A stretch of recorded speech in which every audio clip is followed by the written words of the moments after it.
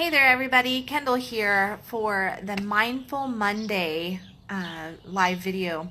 So every week I've been trying to put in a whole bunch of videos during the week with a different topic every single day and a different focus point. Monday is all on mindfulness.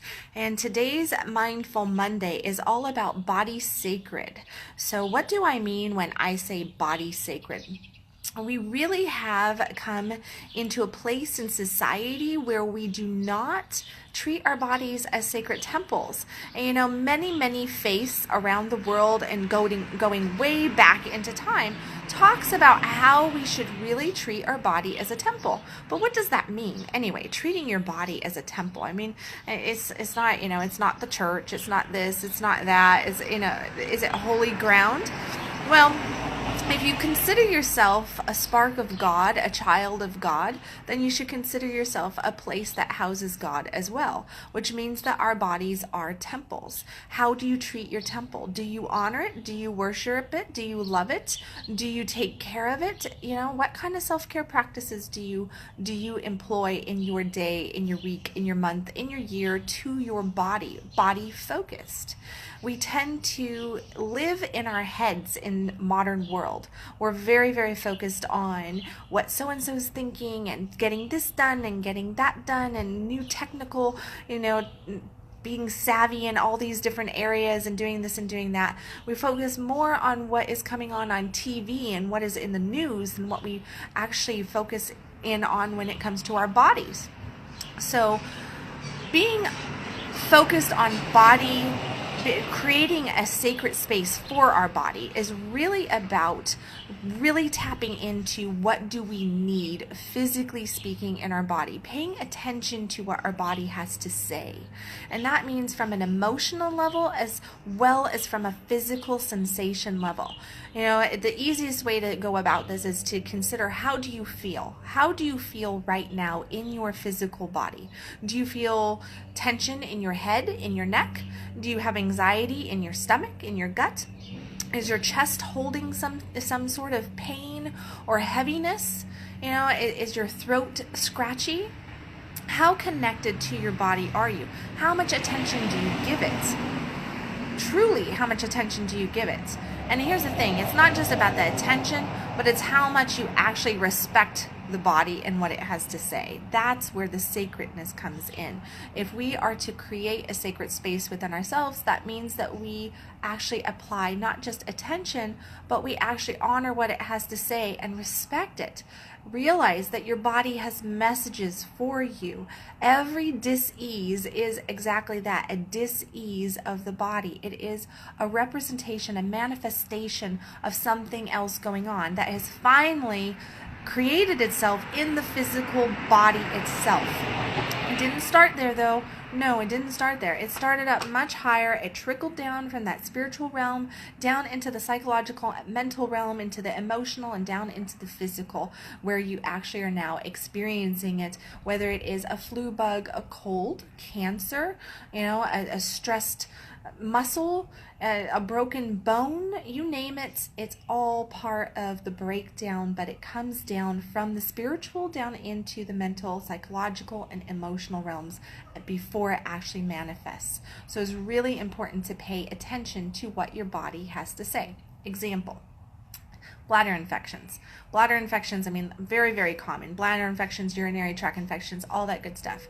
The emotional meaning behind a bladder infection is actually that you're really pissed off about something, okay? You're pissed off about something. Now, what is that pissed off about? You can actually start to clear the bladder infection if you figure out what you're so upset about.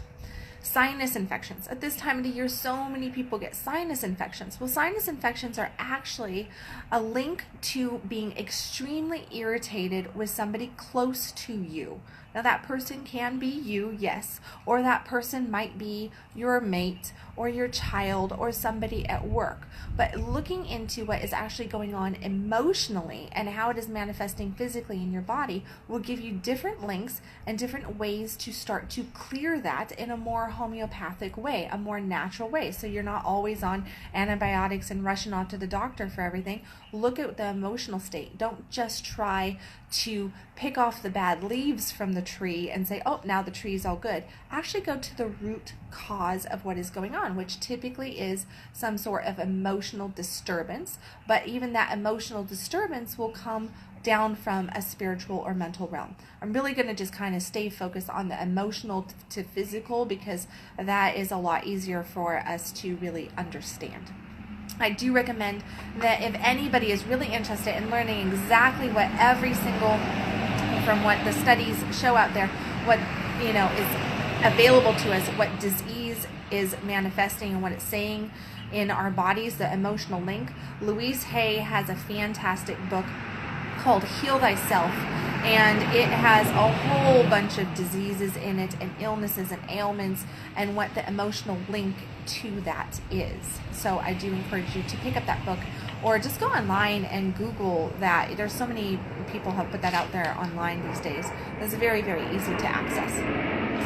So more on the sacred body, as planes are flying by and mail's getting delivered and all that good stuff out here. But more on the sacred body is really just paying attention. So now that you kind of understand that there's an emotional link, now granted I can get really deep into this, but this is a quick video, right? A quick live video. Is what are you doing to honor the body? So paying attention to the messages when we have different ailments that come up. That's number one.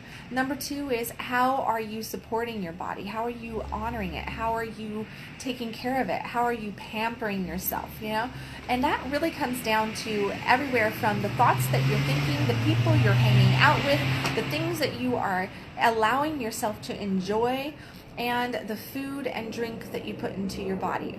Do you get your daily sunshine? Do you exercise? Do you move your body? How fluid do you move your body? Do you force your body to move into positions that are uncomfortable, or do you work with your body so that you can actually move with grace into a nice fluid movement, supporting your body for where it is at in this moment?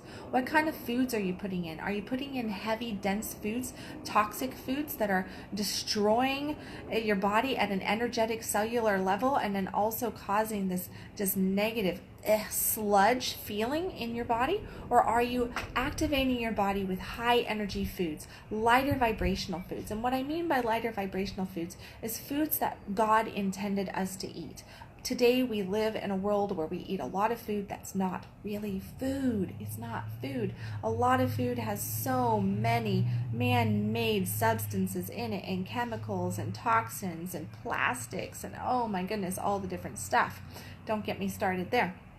So looking at taking care of your body and treating it like a temple also means to put in good food and also stay hydrated. We are not hydrated. We drink so much alcohol, so much soda, so much coffee, so much, dairy products and heavy sugary juices. And we think that sugary juices is good for us. It's not. Sugary juices are not good for us. The typical juice on the market is nothing more than sugar water, okay?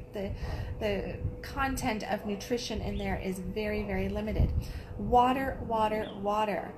Half your body weight in ounces to stay just balanced out. That's what you need to be focusing on. If you weigh 200 pounds, that's 100 ounces of water a day. If you drink 24 ounces of coffee, then guess what? You need to drink 48 ounces of water just to balance out that 24 ounces of coffee. Now, I know that sounds like a ton of water, and you're thinking, oh my God, I'm going to stay all day in the bathroom. Well, at first, yes, you are. But your body will grow accustomed to it, and there are different things that you can do to get more water in your system, such as leafy green vegetables, citrus fruits, all that good stuff. These are lighter vibrational foods. They will help support your hydration, give you lots of nourishment, and really increase your vitality and help you treat your body more like a temple. Other things that you can do for sacred body. Sacred body means that you touch yourself and you get touched. Yes. Go out there and have some good conscious touch. Stop being afraid of the people in your life. Give somebody a hug today. Give somebody a really decent handshake. Stop trying to overpower and alpha dog everybody in your life. Be standoffish, shut down, and disconnected. This is not how you have a healthy body, healthy mind, healthy spirit. No, we are people. We are human beings, and we need connection. So connect with the people in your life. Connect with the people in your house. Connect with your children. Connect with your partners. Connect with your friends. Connect with the people. People are all around. Don't be afraid to give a hug. Yes, granted, ask for permission if you don't know the person or you don't know them very well. Definitely ask for permission. But get hugging today. If you do not have somebody to hug, I encourage you to go out there and explore cuddle parties. Cuddle parties are fantastic for people who are looking to break out of their comfort zone and learn about boundaries and permissions and get some safe, intimate touch. And intimate, I mean conscious. That means touching somebody's shoulder, touching somebody's hand, giving somebody a foot massage, a hand massage, or a back massage. Intimacy is not about sex. Intimacy is about connection and actually seeing each other and allowing ourselves to be seen. Plain and simple. So get the sex thing out of your head when the word intimacy comes up. Now, outside of that, conscious touch for self. That means actually take time to touch yourself, okay? You get out of the shower, take time to touch yourself. Appreciate your body. Stand in front of the mirror and tell yourself that you love yourself. It's a beautiful practice. You need to do it because if you don't love yourself, how are you going to be open to receiving love from somebody else? And a temple needs to be able to receive love from others as much as from itself. I can guarantee you that God loves him, herself, okay? And that's why the world is such a beautiful place, because it is a manifestation in multiple ways of the divine energy, just as we are each manifestations of that divine energy ourselves. So love yourself and let your beautiful radiant light shine out into this world. Treat your body as though it is a temple. Love on it. Do beautiful things for it. Really support it.